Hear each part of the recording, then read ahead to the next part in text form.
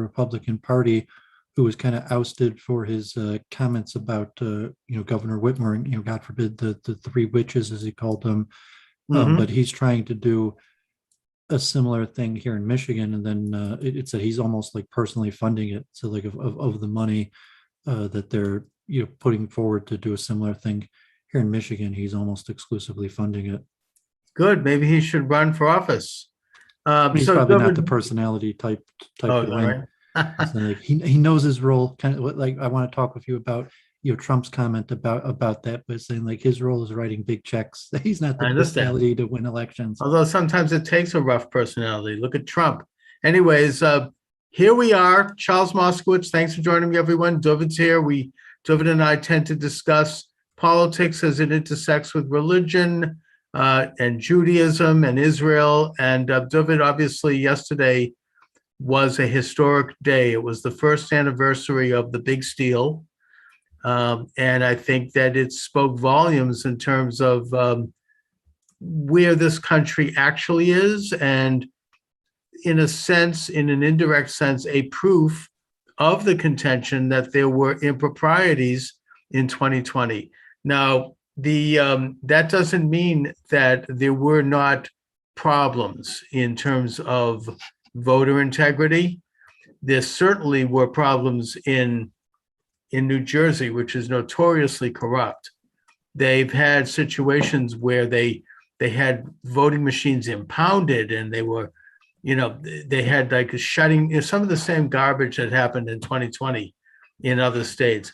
Suddenly they stop counting and then they start up again, and you have the incumbent finding thousands of votes and just the other usual rank types of voter fraud allegedly in that state. I would contend that if they get to the bottom of it, and I hope they don't give up, they will find that the Republican Ciccarello probably won by a substantial margin. I also think that Glenn Youngkin probably won by a larger margin than he won, because there was last-minute shenanigans in Fairfax County where they decided to ignore the last four digits of the Social Security number on absentee ballots, which of course violated the law in that state as established by the state legislature. And the state legislature in all states hold the plenary power to make election laws. Well, they violated that in Fairfax County, and they had a local judge declare that that was okay. Who knows who that was? And so, you have other things like that which indicate that they can then use possible ballots that might not be real. And that, of course, would suppress the real vote. However, even with all of that, there was enormous victories across the country. New York City elected, I think, 4 Republicans to the city committee, which is unprecedented given the fact that before there were none. And you had conservative Democrats winning their election over more leftist Democrats, except here in Boston. And I think Seattle elected a Republican for the first time on their city council. So, you have victory across the board in terms of moving America back to its, the meaning of its creed, if I may say. And I think that not only do I feel inspired over this, but I think that we have to make sure that we continue to investigate things like voter fraud. The only other thing I'll say is that in Virginia, the reason I think that Youngkin won, besides the obvious, is that the Republican National Committee and the Youngkin campaign put together a huge model for stopping voter improprieties. They fielded thousands of both paid and volunteer people to man the voting booths, the voting polling places, and the counting rooms for absentee ballots. They were able to check the status of every absentee ballot practically. They had a staff of lawyers on call at the drop of a dime to step up within a short period of time and challenge any reporting on improprieties. And they shined a light on this in a big way. So that model has worked. And that means that now the Republican National Committee and respective Republican candidates around the country are going to employ that model for the upcoming midterm, which is 1 year away. And what I would say to our listeners right now is that you can get involved by volunteering at your local precinct, your local Republican town and city committee, your local Republican Party, to do election day monitoring, to man the election polling places, to man the counting rooms for absentee ballots. And that, in fact, this is what happened, and it works. So we can learn from the mistakes. The Republican National Committee knows damn well what happened in 2020, even though they're not going to come out and say it publicly.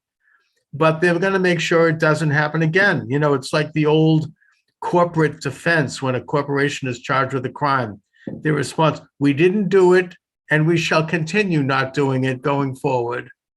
And so we're keeping them honest. That's the only reason why yesterday was a success.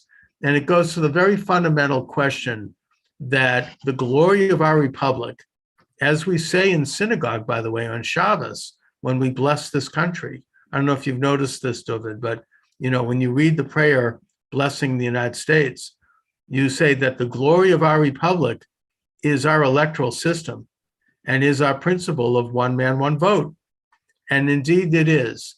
And we have to continue to fight for that and reveal improprieties, or we're not going to be free. So anyway, Dooovid, now that I got that off my chest, what's happening?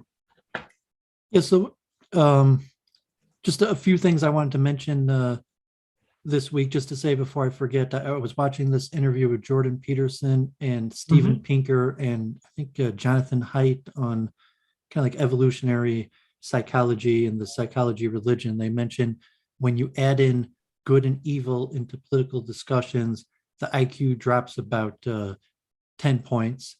I saw Huma Abedin has a new book out, and she kind of mentioned that she thinks the Anthony Weiner scandal right before election may have been, the nail in the coffin of Hillary Clinton, but she's making her circuits. Israel passed a budget, so the coalition almost fell apart, but 3.5 years now, Israel has not passed a budget. And so this is the first time that Israel passed a budget. It was pretty contentious, and the biggest losers are probably the Haredim, and the Haredim lost a lot of money, and some of that money is being directed towards things that previously hadn't really been directed, like more money to Arabs, more money to reform secular Judaism. Although, like Virginia, I'm not so sure you're right that the Republicans, won obviously in Boston. You have your first Asian mayor who said that she supports the Green New Deal. I think in the news this week, the biggest news story, although probably relatively non-event, is the Glasgow climate conference where President Biden's there. But I mean, it's relatively like a non-event. People just talking, like Greta Thunberg says, just blah blah blah. And rightfully. Eric Adams won pretty handily. So let me give you some numbers, guys. I mentioned last week, the Shiva here in Detroit, 2 weeks ago Sunday, had the annual fundraiser, and Jill Biden showed up, and Governor Whitmer and the mayor, and really the who's who of Democrats in Michigan and even nationally showed up, even though generally we lean Republican, but just due to the nature of fundraising and having the politicians in power, it kind of is a Democratic fundraiser rally, even though it's at a dinner for a yeshiva that is majority Republican. So in Lakewood, New Jersey, last week, I'm not sure if it may have happened after last Thursday, so I didn't have a chance to mention it. So Citarelli, the Vad Rabbanim of Lakewood officially endorsed Murphy, and Citarelli, like Lakewood is majority Republican. Most of the people in Lakewood, New Jersey are Republican. So Citarelli, Republican activists in Lakewood brought Citarelli into Lakewood And the rabbi of Lakewood like scolded the people that you can't, you can't bring this Republican, or Citarelli, like it went against the dictate of the yeshiva to bring him in, and they brought him in a second time anyways. But so in Lakewood, just some numbers in 2022, Trump won 30,648 votes to Biden's 6,397, almost like 80 over 80% of Lakewood voted for Trump over Biden. Citarelli won Lakewood 11,644 to Murphy 7,112. And the rabbis in Lakewood officially endorsed Murphy, and probably for all the wrong reasons. And God forbid, it's an issue that we face a lot, is fighting anti-Semitism and censorship. That Murphy's been extremely good at fighting anti-Semitism and censoring our critics, and therefore the rabbis, saying like, as a Jew, like Murphy's been a friend to our community, and therefore we have to, show our support and support Murphy, so that and also kind of the corrupt nature where the Democratic establishment props up our leaders even against, so to say, the will. And I'm not saying we respect our rabbis and our Rosh Hashiva or whatever, but the power of the state to kind of corrupt our leadership and get endorsements from our leaders, even though 80% of us are Republicans. So I thought that was almost mind-boggling. And they put a thing in the Yeshiva News. I'm now, maybe it may, depending on the vote count, if it's less than 10,000 votes, but it may have won by much more.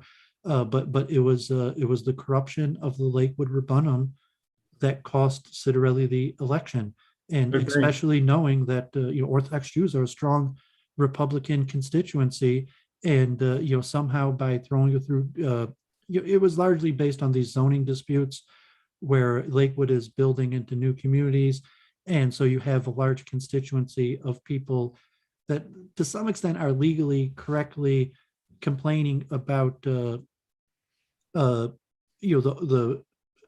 zoning violations or immigration or demographic change related to the growth of Lakewood. And they'd formed some groups that became somewhat anti-Semitic. That, I mean, there were tens of thousands of people, and they were saying things that sounded kind of like classical anti-Semitism, but it wasn't necessarily around anti-Semitism. It was around zoning.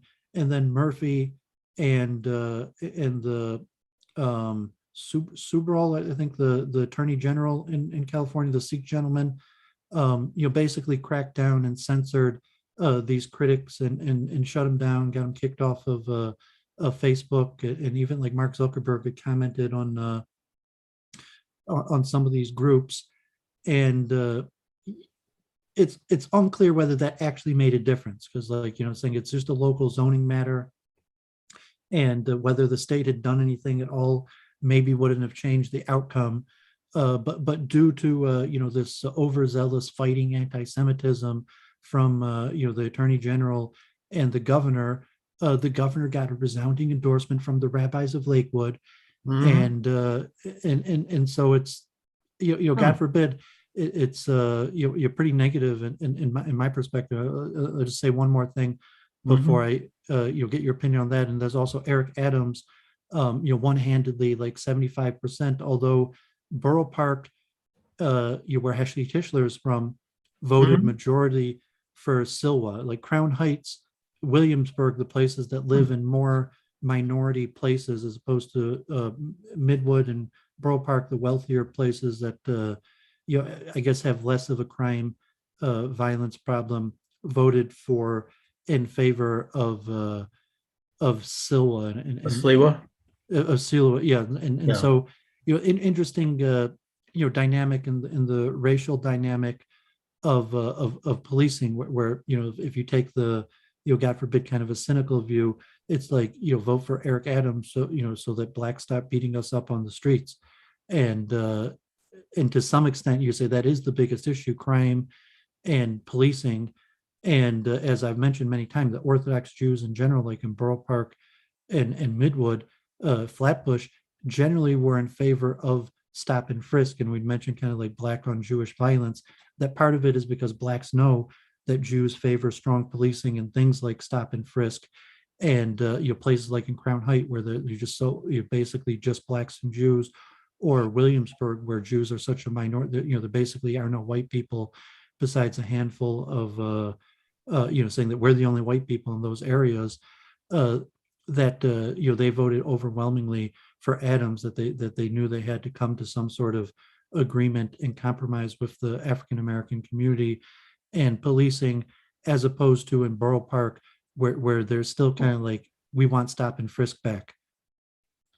Right. Well, I mean, first of all, I mean, on the surface, I'm outraged that the rabbis of Lakewood would endorse Murphy, but it's not necessarily corrupt. I mean, the politics can work that way. Probably Murphy promised them something, maybe something quietly, that would benefit their community, and they know how to play that game. I mean, I know this Isn't sounds that the like definition of corruption, though? Like propping up the people in power of our community. Like we have the Vada Rabbanan that is propped up by the state in turn for endorsements for a party that the majority of the people don't represent.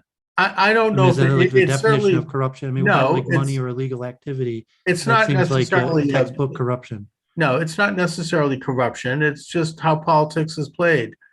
People offer a little extra, access to certain groups in exchange for votes. I mean, one of the silliest examples of this, and I don't know if it mattered, was when Bill Clinton was running for president. He promised the a group of New York rabbis that he'd put a kosher kitchen in the White House. I don't know if he ever, I mean, not that that's going to affect anything. And I'm not sure he actually went through, actually fulfilled that one.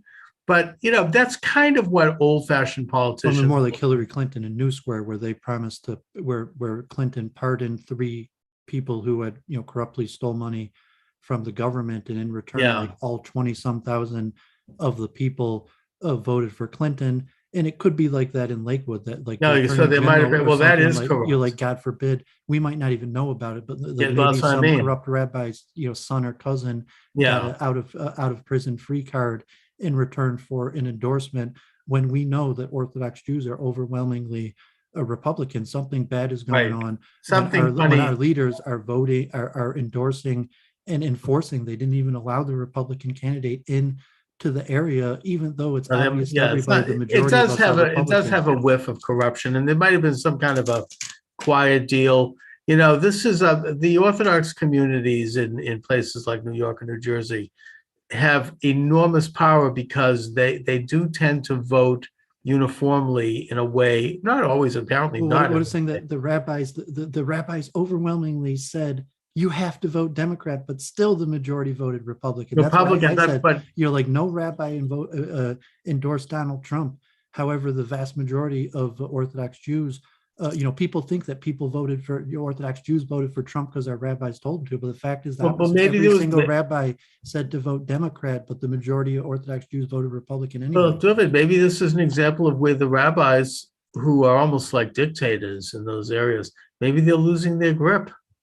Well, no, I'm saying they're not really dictators. They're saying, like, factually, it's been this way for decades, that the rabbis always say vote Democrat, and the Orthodox Jews vote Republican anyways. So like in that sense, they're not really dictators. Like, no, I think they are dictatorial. I mean, I don't know. I read this book recently by Sholem. They don't have the power like that. Like, everyone knows that the rabbis always tell you to vote Democrat, but your average Orthodox Jew votes Republican. It's been like that for decades. No, but the point is, I mean, I recently read this book by Sholem Dean, who was an expatriate from. We talked about that before. Yeah, and he shows that the rabbi and a small coterie of a clique of helpers have absolute dictatorial power in that community. They control the most intimate elements of the life of the citizen in that community, and they can get someone excommunicated or removed, as they did in his case, simply by calling him in and saying you have to leave.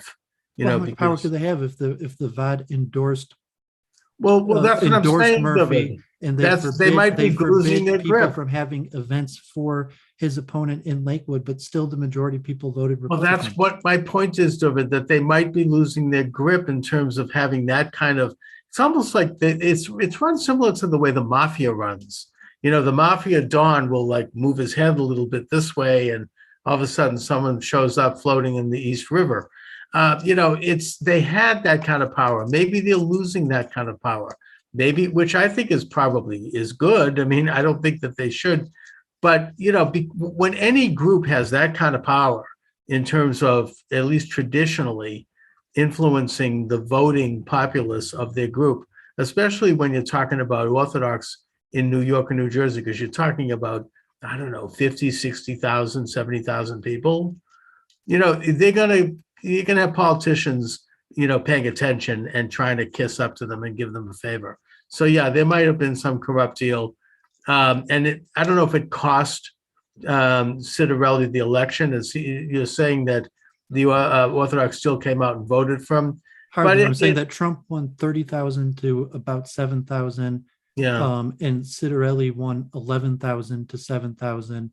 Had the Vada Rabbanan officially endorsed the Republican candidate, maybe they would have got a turnout of 30,000. Yeah. And he would have got 20,000 more Republican votes. Now, is Lakewood and some of these other communities, are they in Bergen County in New Jersey? Do you know? Honestly, I don't know. I don't know. Okay, because there was some there were major problems with Bergen County. Apparently, on election eve, they closed the polls and they counted the vote, and they had 100% reporting showing that Citarelli had won. It's Ocean County. Bergen County. Oh, they're in Ocean. Okay, so that doesn't. So that's. But anyways, in Bergen County, then they had like something happened, and all of a sudden they had Murphy winning. I'm just saying. I mean, I don't know what happened there, but New Jersey has a long history of serious corruption. They've had people recently convicted of voter fraud, and so you have to watch that. But I mean, how big do you think the Republicans won in Virginia, and obviously New Jersey was closer. But I said like Boston, in the areas, and even in New York, there were a few districts like in outer New York City, like maybe like Staten Island, Long Island, that went Republican. But I think in terms of the left moving further to the left, that generally, like the mayor election, Boston, Dearborn, Michigan, I've actually met him. Abdul Hammoud is the first now Muslim mayor of Dearborn, young man, I think in his 30s. But I think across the nation, is he like a liberal Democrat? Yeah, I mean he's. I don't assume that, because he has some conservative leanings, but because I don't assume that Arabs are necessarily going to be liberal Democrats. In fact, so it's interesting that is okay. So like in Boston, is you her name? The new Michelle Wu. I mean, so is she more liberal? So she might be the first non-white. So also in Dearborn, I think it's the first non-white mayor, although it's been a Democrat the majority of time. So just because their ethnicities other than white does not necessarily mean I don't think it matters that much. They're more liberal, and so I mean, Virginia has the first black woman I think as lieutenant governor. She said she's an ultra conservative. But but you said she supports the Green New.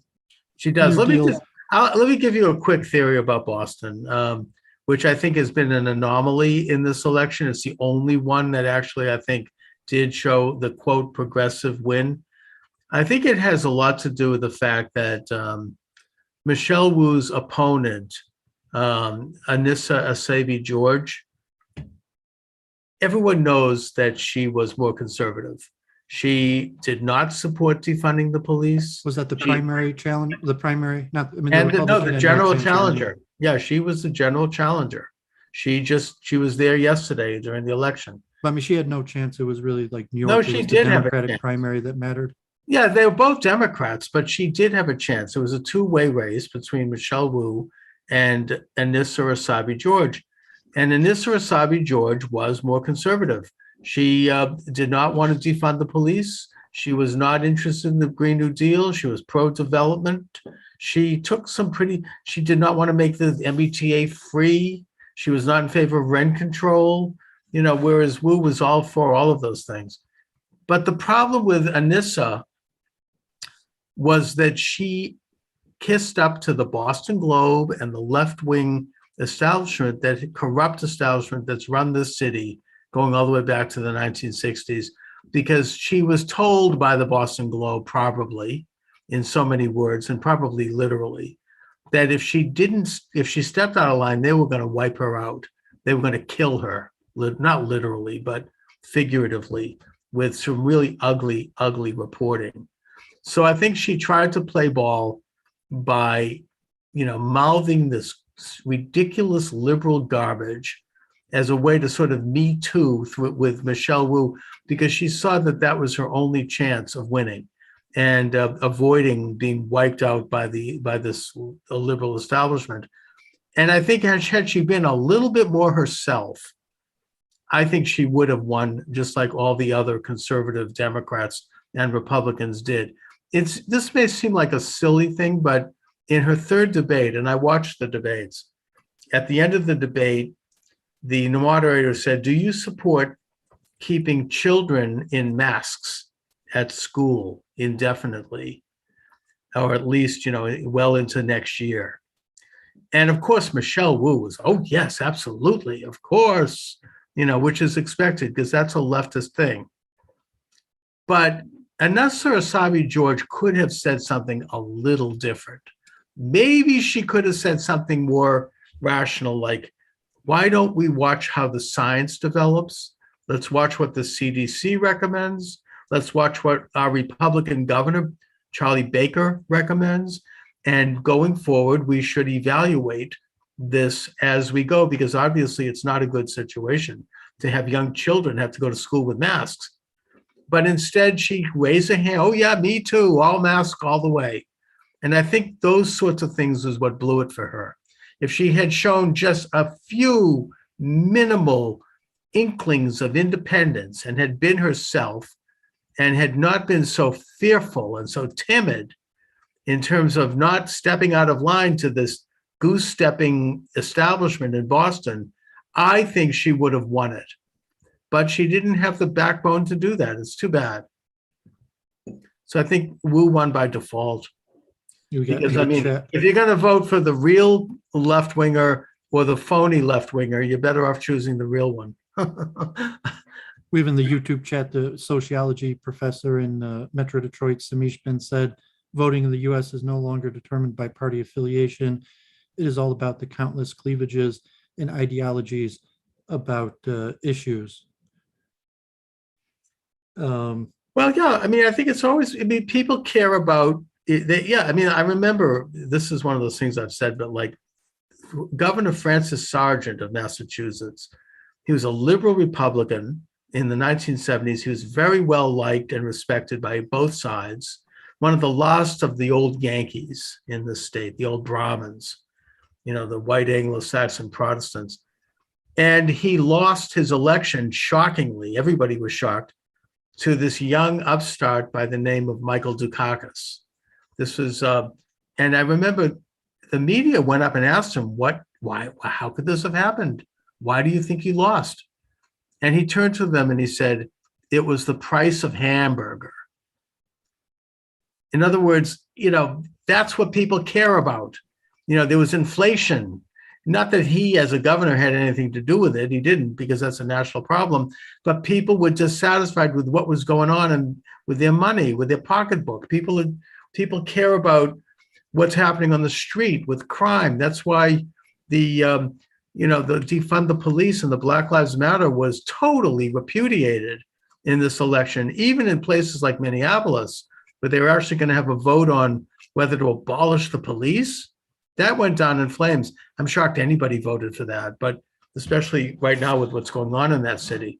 But nevertheless, these sorts of things were repudiated because people want to feel safe when they step out the door in the morning. And they want to know that their children can play in the schoolyard without getting caught in a crossfire between a drug gang. So people care about issues. In Glasgow about gas prices going over a certain point that then Europe, they were pressuring them because gas prices, I think in a European equivalent, are like $7-8 a gallon. And Biden was saying he could only do so much because people got to get to work. You can't let gas get over like $3.70 a gallon, or people can't get to work. So even Biden himself said that in Glasgow this week. I'm not sure if you saw that press conference. Mm-hmm.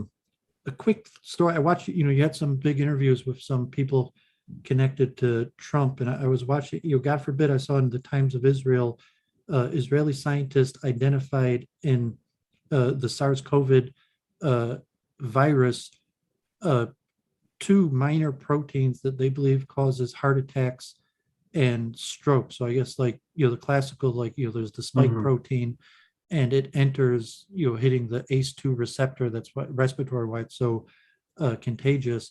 But there's 29 proteins. And so I've identified two of the minor proteins that I guess specifically target cells in the heart that make it likely to cause heart attacks.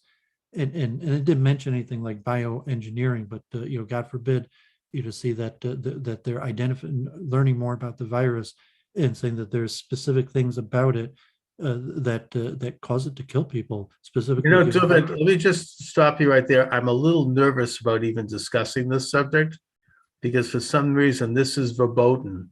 I It's mean, probably the most specific topic, and they didn't mention and anything like. you cannot criticize the vaccine. I mean, I I didn't say already, anything about the vaccine. I was just saying that they just identified two new well, no, proteins it's criticizing the that vaccine. And I'm not critical. I mean, look, I had the vaccine and I don't really want to say more about it. I mean, a couple of days ago, I lost my my TikTok channel, 35,000 followers, and it's been removed. So I don't think it was anything I said. I think it was something that my guest said, that being Joe Maniacotti, who is a FCC regulated mainstream radio talk show host.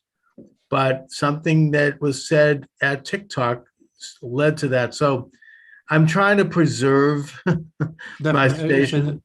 I mean, this could be reason more to get the vaccine, and saying that it's more deadly than people think, and they're now identifying more information about the virus that's showing why it's more deadly than I know that, but I just feel reluctant to talk about it. Okay, so I And just by mentioned this was in I think you've already said it. We probably Times of hopefully it was in the Times of it Israel doesn't matter. It yesterday. doesn't matter if it's on the front page of the New York Times. Okay, YouTube will take you down if you read that, even literally. I'm not kidding. so I mean, I two more don't. important things in the news this Okay. week that I thought we should talk about. One was the Trump on the Ari Hoffman show saying about he said that Israel literally controlled Congress up till 10 years ago, and we've talked about this sometimes in the past, saying like, that's why I mentioned uh, Jordan Peterson, Stephen Pinker, and Jonathan Haidt, saying when you cause good and bad to enter a political conversation, it decreases the IQ 10 points. But if you look at it, to say we support candidates, we donate money towards candidates, we make rallies towards candidates, and we expect them to do our bidding, not necessarily because it's the right moral thing to do, but because they owe us. In the sense, like Trump is saying that like, look, Jewish lobbyist groups, AIPAC and supporters do a lot to support candidates, and in return, you are obligated to keep your word and say, like, right or wrong. You're like, you guys helped me out, and now I'm going to pay back what I owe you, regardless of whether you're right or wrong, just because I'm a man of honor and my word. And so you helped me get elected. I'm going to do your bidding, Right. even if it turns out that I'm not so sure that you're on the right side of it. And then also, I think we talked like the jury selection this week in Ahmaud Arbery case and in the Kyle Rittenhouse, and I think both of those cases are they're actually quite similar when you think about it in the sense of, do you have the right as an American to use deadly force with a weapon to defend yourself or your property? In the case of, to compare actually Ahmaud Arbery to Kyle Rittenhouse, in the sense that Ahmaud Arbery, it looks like it's coming out like he was, God forbid, he was a thief in some sense, or done property. McMichael had even been an officer in his arrest. Like he's like, not only like he didn't just recognize him like he was breaking in his house. He recognized him that he had been involved in a criminal case with him before. And can you conduct a citizen arrest? And if the person runs from the citizen's arrest, can you use deadly force? And I think in Texas, like they have like laws like for example, you're at nighttime, you're allowed to shoot somebody to protect your property. So if someone robs your house and they're fleeing, you could shoot them Right. to protect, That's, not I just to think you protect can. yourself, self-defense, but your property there. So, Yeah. and then, if Ahmed Arbery attacks McMichael because he's hunting him down, and then he uses deadly force. Well, there's a difference though, Dooovid. I mean, it's one thing you have the right, I think, to stop someone intruding in your property, and that could include shooting them. And maybe even shoot them to stop when them they're from getting away, fleeing. not just in your But in the property, case to of stop them Ahmed from getting Arbery, away. he wasn't robbing these people's property. He was maybe robbing someone else's property. And that brings up the question of whether or not a citizen has a right to just go out and start enforcing the law. Seems to me that the proper thing for them to have done would have been to contact the local police in that city and let them know about it so that they could stop Arbery, because that's their job. I don't think it's the job of you and I as a local citizen to go out and enforce the law and take law into our own hands in that sense. That's vigilantism, and I don't think that that's legal.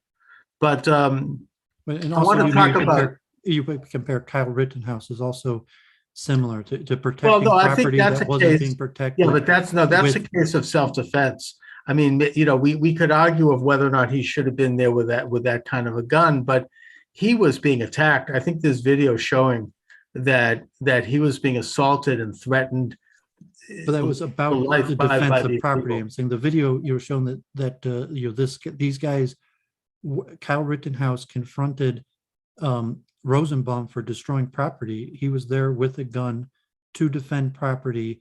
Rosenbaum was. No, but he didn't shoot Rosenbaum for that reason. He shot. I don't know the details, but he shot somebody in self-defense because the first person that he shoots had started a fire, and Rosenbaum. There's actually video. Rittenhouse puts out the fire, and then he catches the same people at the car lot later, defacing property, and confronts the person for defacing property.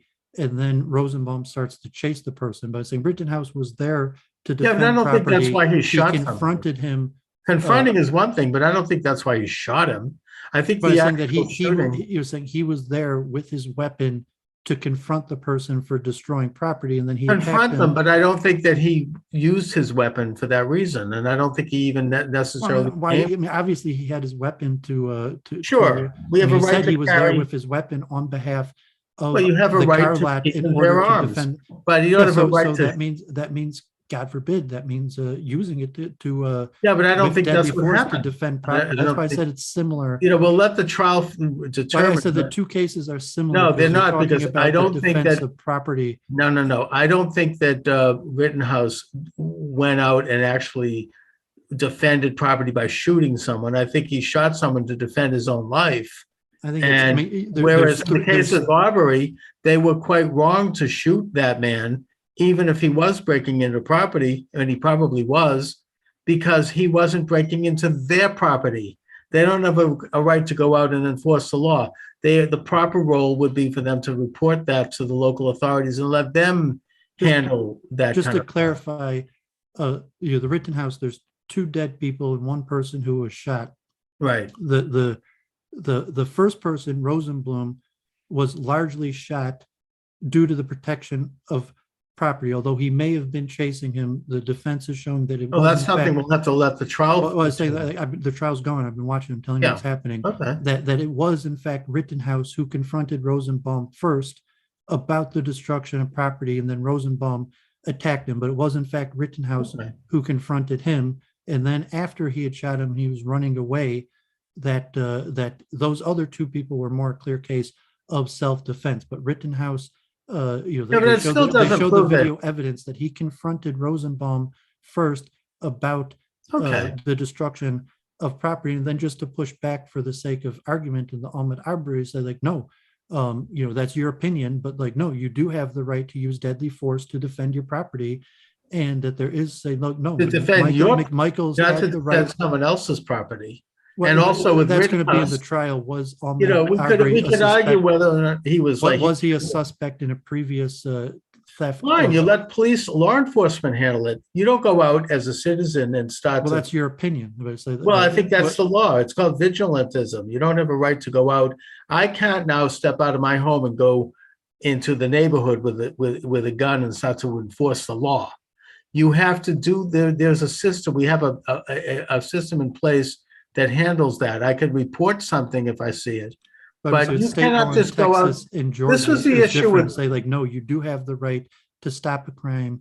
You do have the right, if you see one of your neighbor's houses being broken into, you do have a right to confront that person with a gun. And if they do run, God forbid, you could use deadly force not only to defend yourself, but to prevent them from getting away. So then maybe maybe what happened was legal then. I mean, my understanding is I don't think it is in the this state law there, and it's saying in Georgia and Texas, they have much stronger. That's why I'm saying it's partially about not just self-defense and about the defense of property. They're saying Rittenhouse, God forbid, there's two well, that's the question that one injured people, and the first case is more questionable of whether it was about the protection of property or self-defense. Well, Dooovid, that's a question for the jury to decide. The little bit that I've seen about it, the video that I've seen, to me it looks like Rittenhouse. Even if he did confront this guy, he was not there to just shoot him. He was fire that he started. I'm saying there's video that Rosenblum started a fire in a dumpster. In Rittenhouse confronted him about it. No, he put the first time he just put it out. Rosenblum started a fire and he put it out, and then later he finds him destroying property in one of the car lots he's there to defend, and he confronts him. Confronts him, but that wasn't why he shot him. That's the question. I mean, he doesn't have a right to just go in there and shoot him. But did he have a right to confront him about destroying property? Once you confront a guy with a gun to defend property, and you assume the guy's, it's a very dangerous situation, and I don't think Rittenhouse should have been walking around with that kind of weapon in that city. Well, that's what I'm saying. That it's but that doesn't mean any property. If you have the right, if God forbid, I see someone breaking into my neighbor's house and I confront him with a gun, and then they attack me, and I shoot him, God forbid, that you say, well, the question is, did I have the right to confront him with a gun in the first place? Because obviously, if he attacked me, I was probably going to shoot him once I confronted him with a gun. That's up to what the state law says on it. I mean, I don't know the similarity. The state laws between Wisconsin or Georgia. Yeah, I mean, the similarities. I get that. Both of them. I want to talk about both of those cases have cameras inside the courthouse and they're being broadcast. All right, Dooovid, you brought up a very uncomfortable subject before we talked about this. Trump and Israel. Exactly. Now, what exactly did President Trump say about that? It looked like he was talking to a Republican Jewish talk show host, and Trump was largely complaining about Ilhan Omar and Rashida Tlaib. Right. And he was saying that Israel used to control Congress, literally, and Trump used the word literally, and then just in the last few years, Israel has been losing its grip. Yes, and people used to be afraid of Israel, and now people are no longer, in referring to Congress, people are no longer. Well, I mean, I think technically afraid of Israel. Is that being portrayed as anti-Semitic? I mean, I think technically that is. I mean, the ADL posted, a lot of people are talking about it as anti-Semitic, but I mean, Trump probably meant it. And the ADL is talking out of two sides of the mouth, because they support Israel and they support Congress people who support Israel. So, I think that what he's saying there is that pro-Israel congressmen have been predominant in the U.S. Congress up until recently. And that Israel, like everybody. Yeah, well, not everybody, but I'd say probably a huge, 90%. And I think that Israel and the Israel lobby probably has some influence on that. I don't think that there's anything that's controversial about that. I think that's just the truth. I mean, the AIPAC does lobby to help support the state of Israel. And they both lobby congressmen and they lobby, American media and the American people for support of Israel. Just like any other lobbyist group supports their thing. I mean, the Roman Catholic Church, the Archdiocese of Boston, has a lobbying arm that tries to do things like oppose abortion and other social issues. NARAL has a lobbying arm which supports abortion. Planned Parenthood supports abortion. They've got lobbyists. That's how politics works. They're presenting their position. And probably Trump is right. Up until recently, the pro-Israel position, whether it be as a result of lobbyists or just because congressmen want to do that because their constituents want it, they have been pro-Israel. And now there are anti-Israel people like Tlaib and Omar who have been elected and who are making the paradigm change and have.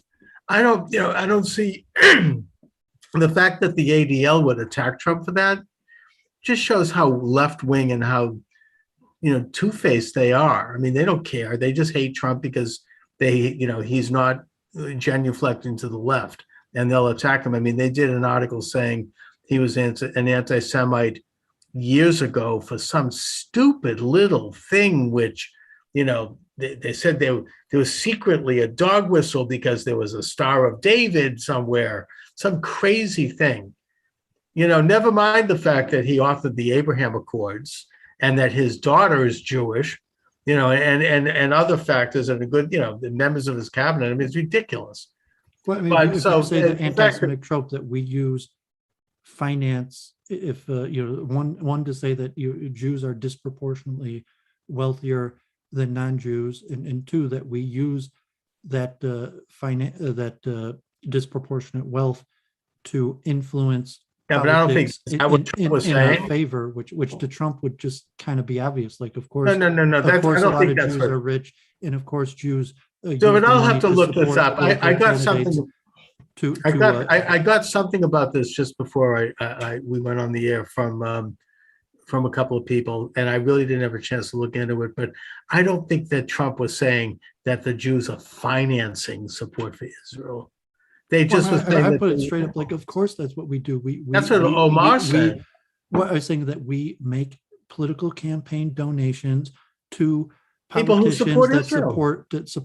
And if you look at Nina Turner as a Democrat, even though she was Bernie Sanders, one of her top people was anti-Israel and pro-Israel Jewish organizations spent millions of dollars in negative campaign ads and donated millions of dollars to another Democrat that defeated her.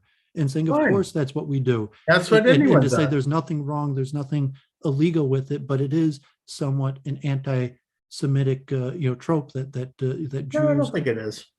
I mean, look, according to the ADL definition, that's anti-Semitic to say that Jews are disproportionate wealthy. I find use that disproportionate wealth to influence politics. And the ADL saying, of course, Jews use money to influence politics. Like, of course, so doesn't everyone else. The National Education Association uses money to promote. To promote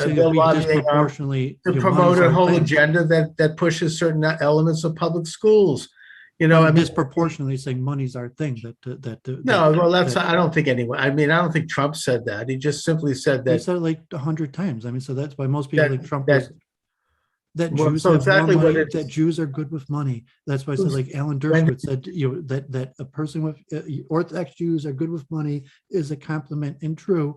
And according to the ADL, it's anti-Semitic. So I mean, Trump. Well, I mean, I don't think that was what he said. His father said that he wants guys with yarmulkes counting his money. So I mean, Trump for decades has been saying that yes, there's a connection. He likes dealing with Orthodox Jews. We're good with money. Jews are good with money, and like to the Republican Jewish coalition. That in general, of course, I'm proud of that. Of course, wealthy Jews selectively donate money to candidates and support the causes that we care about. But like no, I'm saying like that is from the modern day. Whatever you call it, critical race theory, that's an anti-Semitic trope that will get pushed back on, even though to your the critical race theorists are saying, I mean, I think that their whole vision is anti-Semitic. I mean, for decades, AIPAC has supported candidates that support Israel and has supported the opponents of candidates like Stephen King.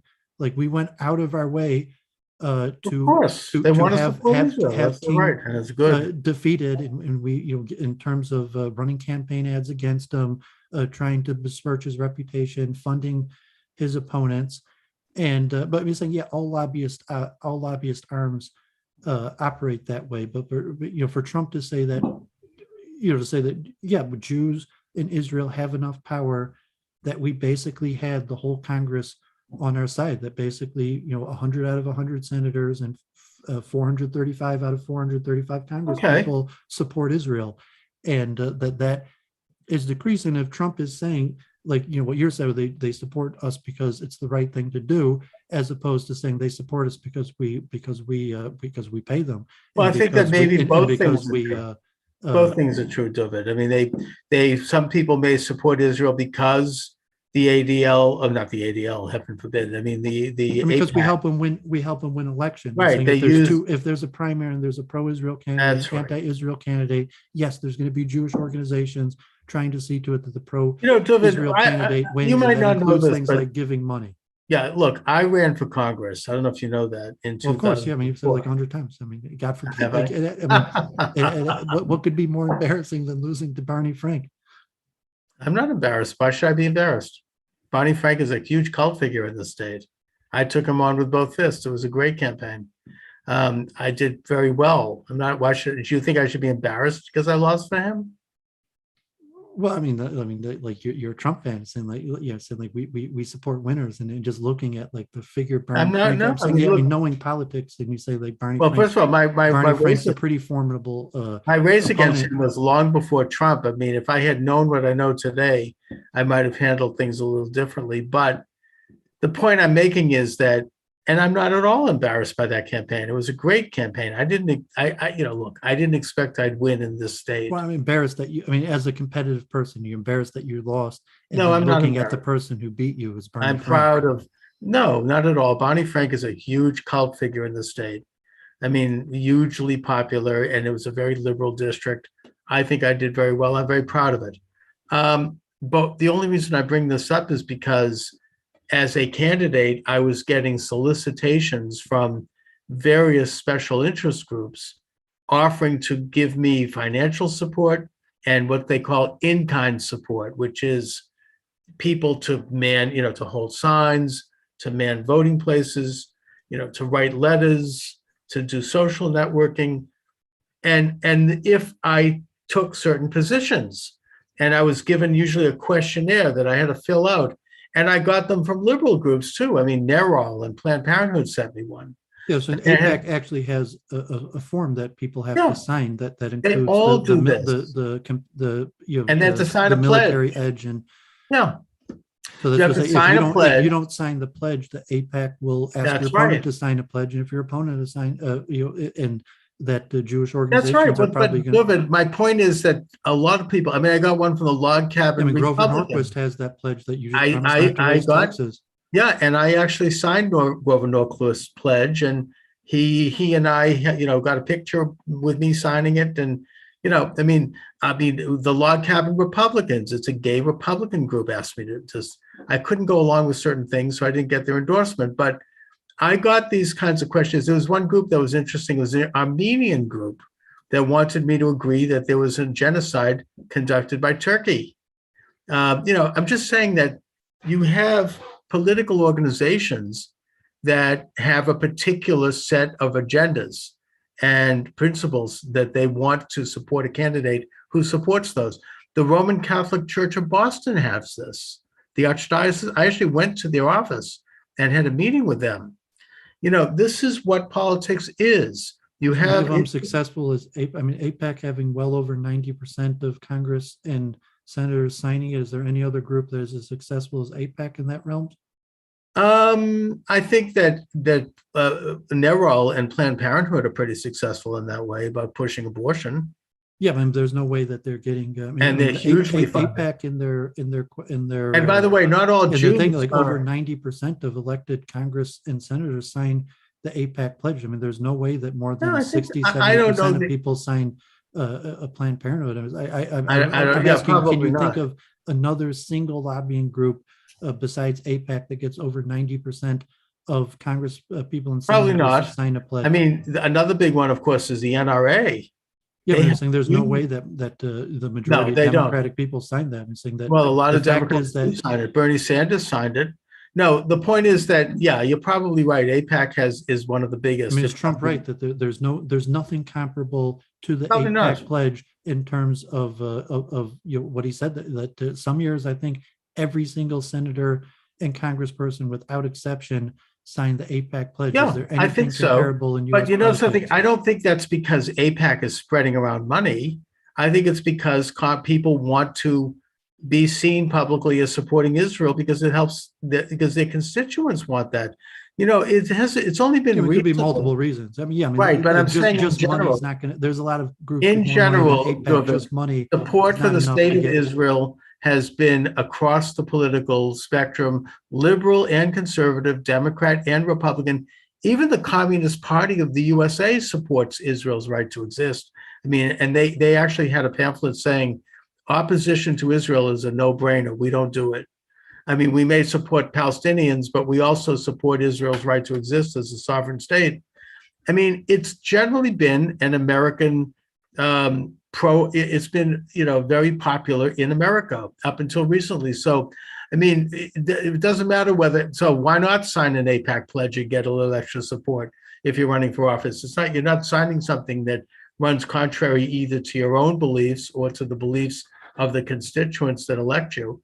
And I think that's changing. So in that sense, I think it's true. The fact that the ADL would use this as an excuse to say Trump's an anti-Semite, that's despicable. They are really, just loathsome, self-serving leftist groups. They say that people who oppose abortion are anti-Semites. People who oppose gay marriage are anti-Semites, when those things have nothing to do with Judaism. I'm just saying that they've got their own agenda. I mean, I'm glad they're supportive of Israel. And that's one of the areas where I hope I agree with them on, but they also are very left-leaning at best. And they will just label, smear anyone who doesn't agree as anti-Semites, in the same way that you have certain civil rights organizations smear anybody as racist if they don't support a leftist agenda. Jesse Jackson noted this years ago when he said he realized how powerful the pro-abortion lobby was, to the point where he'd never seen anything like that, and that people who disagreed with it were racists. So, it shows just an ugly side of politics that liberal groups and probably some conservative groups do this too. I mean, I did not get, for example, I don't know, I should talk, this is so long ago, but was it using hyperbole? Like, I mean, you used the word, like, I saw your interview and like calling the SPLC Nazis or something. Yeah. So like, obviously they're not Nazis. I think I said it on yours and my interview. Well, you say that all the time, and even in Israel, like right now, the Haredim are calling the Israeli government Nazis because they're cutting funding towards things that they're historically funding. But I'm saying, like, hyperbole is commonplace in politics. Everybody does it. And when I say Nazi, I don't necessarily mean they're anti-Semitic. I just mean that they're authoritarian socialists. I saw an interview this week, the SPLC, and I mean, I'm not sure what the trial I mentioned, Charlottesville. I thought the main thing was that if they have success in it, they're going to continue suing people, and probably that's what we were talking about. But I mean, she mentioned their goal is to ruin those people's life, and saying that they're gonna, they're gonna try to. That's right, Dooovid. We were talking about that. They're going to sue these poor schlemiels who are being held as political prisoners in Washington, and who are probably already bankrupted. They're going to come out of prison someday, and then they're going to sue them. I mean, that's really like bottom of the barrel. There hasn't been much reporting on the trial or where it's going, but I did see an interview and I do think that's about it, and she said that was their goal. Yeah, and I do teach them a lesson and try to ruin their life, so no one will ever try to do something like that again. I mean, the official representative of the SPLC.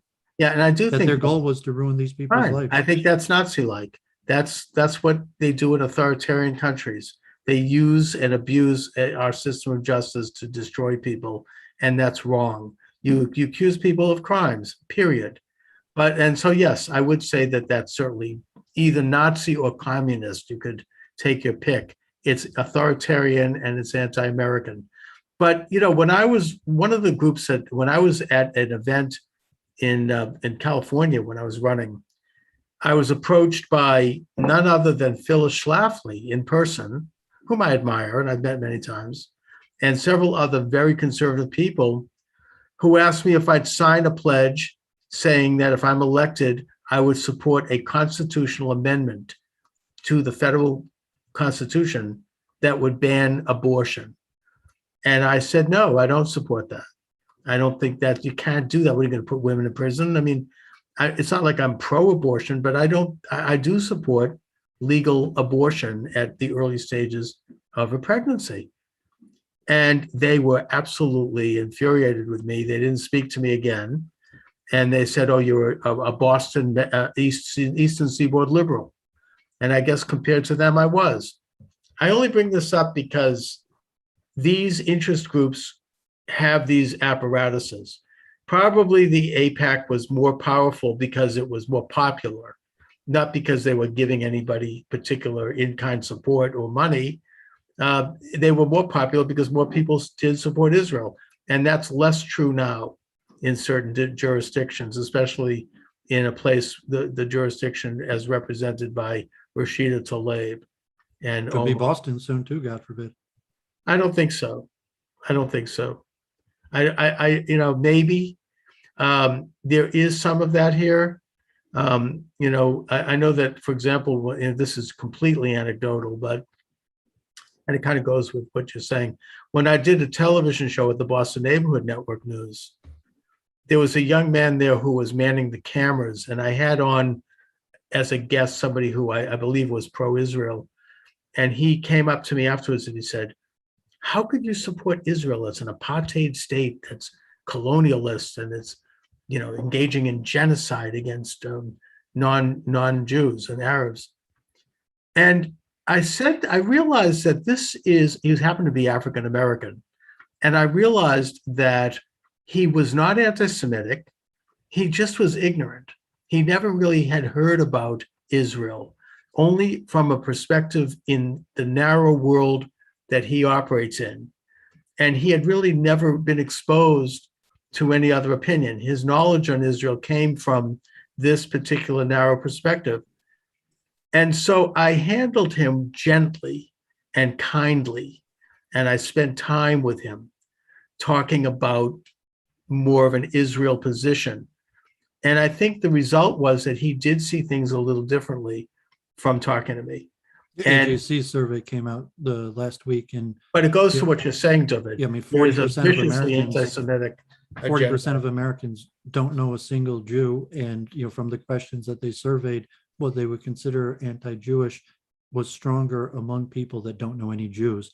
And to say that 40% of Americans don't know a single Jew. Well, again, I mean, the best approach to this, I think, was the approach that I took to that young man at the Boston Neighborhood Network. People don't, it's an issue not of bigotry or hatred. It's more an issue of ignorance, and that the vacuum that is filled by that ignorance is filled by people who are haters and who are bigots. And so the best way to counter that is with careful, deliberate, very kind education. I think of this is a classic example. You probably are familiar with this. There was a rabbi who moved to a small city, I think in Nebraska. There's a Reform rabbi. And there was they kept getting a phone call from this vicious anti-Semite who was, yelling at him on the phone with vile, ugly insults and conspiracy theories about Jews. And the rabbi responded to him by being kind and by saying, look, here's what I think of this. Let's talk about this. And over time, this guy finally, not only did he calm down, but he agreed to meet the rabbi. And it turned out that the man had some serious health problems. He was not well. The rabbi took him in a way, and his wife, and invited him over for dinner. And they kind of started to take care of him. And then eventually he converts to Judaism, not that they were looking for that. But the point of this is that sometimes to respond to this kind of thing, he wasn't operating out of a position of hate. Now, some of the people that influenced him were. He just didn't know any better. He was ignorant in the best sense, not stupid. I don't mean it that way. I just mean that his lack of information, and that the best way is to do a little outreach and to do it with kindness and care. It's the best way to do what we do, basically. Exactly. Anyway, Dooovid, so I see that we've reached the hour. What do you have coming up on your show?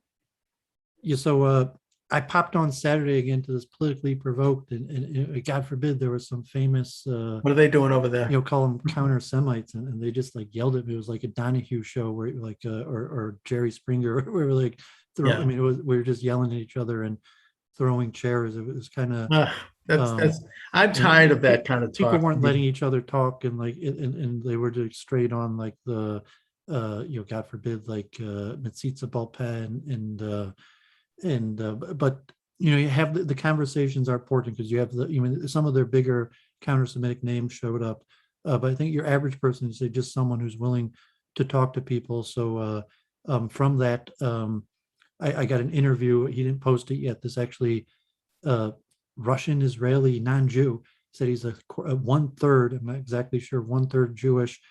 His father is like partially Jewish. His mother's non-Jewish, but he moved to Israel and then to Canada. So he interviewed me about various things. Hopefully he'll post that and I'll share it. Oh, please send me Tonight I'm talking to this man, Robert from Canada, who's a Western convert to Islam, not like Kevin Barrett. I mean, he was familiar with Kevin Barrett, but who is, pretty anti-Israel. Pretty anti-Israel, yeah, TV, and anti-Jewish. But this man seemed more pro-Jewish and interfaith, but he's trying to you bring some sort of reconciliation between the West and Islam and promoting Islam to Westerners. I'm talking to him today on his channel at 6, or on Sunday. I have on his New Zealand channel, the Hare Krishna group, to this man Ben Watkins, who's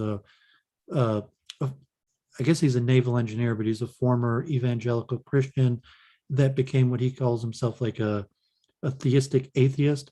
So he no longer believes in Christianity, and he's kind of an atheist who believes that there's advantages and reasons to believing in the soul and the framework.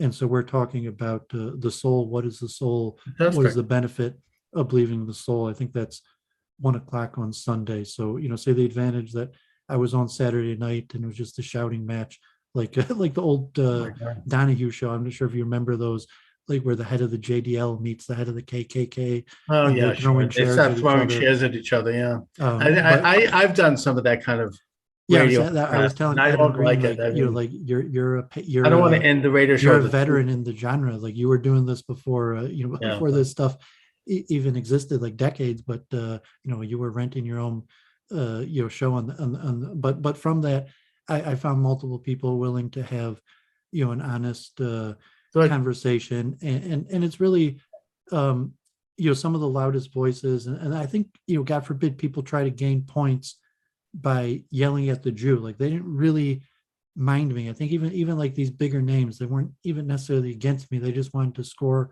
points, so to say, to their people by like publicly bashing a Jew. And God forbid, I saw that like possibly a bad sign, that like the veteran guys, they're not violent, or they know they probably dealt with that guy or law enforcement. It's the younger ones, and a lot of them like have some partial Jewish blood in them, or some that try to score points by bashing a Jew, God forbid. So like, I mean, me and you put yourself out to that a little bit, and hopefully, there's some benefit, and we'll speak to, some people, like that's really all we could do. And I was saying, as a Republican, I was telling this, Russian, guy, that I support people's right to hate me. I support people's right to tell people that they hate me, and even try to convince other people to hate me, because I'm an American, kind of like the ACLU. I mean, like I love Judaism. I support Judaism. My life is dedicated to it. But kind of like the historic ACLU, I'll protect your right to hate me. I'll protect your right to try to convince other people to hate me. But at the same time, I think the paraphrase. I'm not scared that we're going to lose. I think we're going to win, and that's why I'm not scared to that these voices are out there. I mean, to paraphrase Voltaire, I may disagree with you, but I'll defend your right to the death for you to be who you are, or whatever he said. Anyways, Dooovid, I'm going to sign off, but stay on because I want to ask you something after the show.